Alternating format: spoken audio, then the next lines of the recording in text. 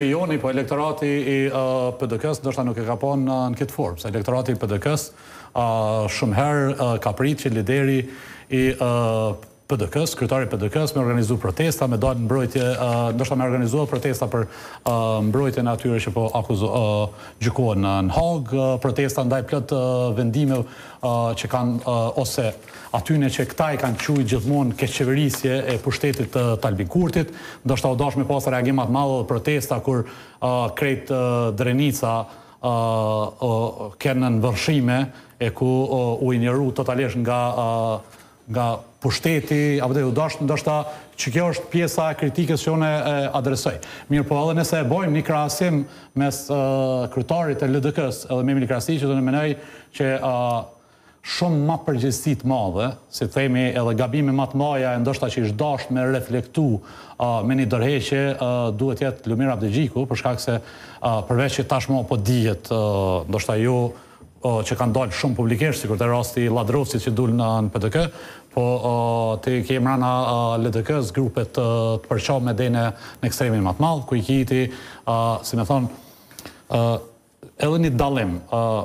Emil Krasniqi nuk u ka përjashtues. Pavarësisht që disa njerëz janë largu për shkak po Emil Krasniqi nuk ka përjashtues. Lumir Abdegjiku ka përjashtuar të gjithë akterët ose ata që kanë qenë më të vjetër në LDK e madje ka shku deri në ekstremet më të mëdha. Jo të gjithë, si ka përjashtuar të gjithë. Pjesë më të mëdha të vetë veç një rast ka qenë Magin Velim, s'ka pas tjerë. Tjerët janë tërheqë kështu, pra kushdo që ka. Jo, po edhe te e ke pa që në gjuhën e Lumir Abdegjiku gjithmonë u kona për çdo studio televizive edhe është distancu nga e kaluara e njerëzve të LDK-s. Domethënë nuk ka pas asnjë pikë respekti për dy ish-kryeministrat. Sepse sot e kemi fokus PDK-n, pra edhe me Emil Krasniqi. Opozitarizmi, ndoshta në koment i shkurt pasi shkon në interes. Ndoshta presion më të madh ka në LDK për me dhënë dorëheqje, po nuk besoj që do ta jap një shembull tillë sikur Emil. Te opozitarizmi base ka qenë edhe strategjia e dy partive kryesore opozitare me lënë pushtetin pak a shumë u ballafaqu me vetveten. Duke pas parasysh që ka ardhur një pushet të Kosovës.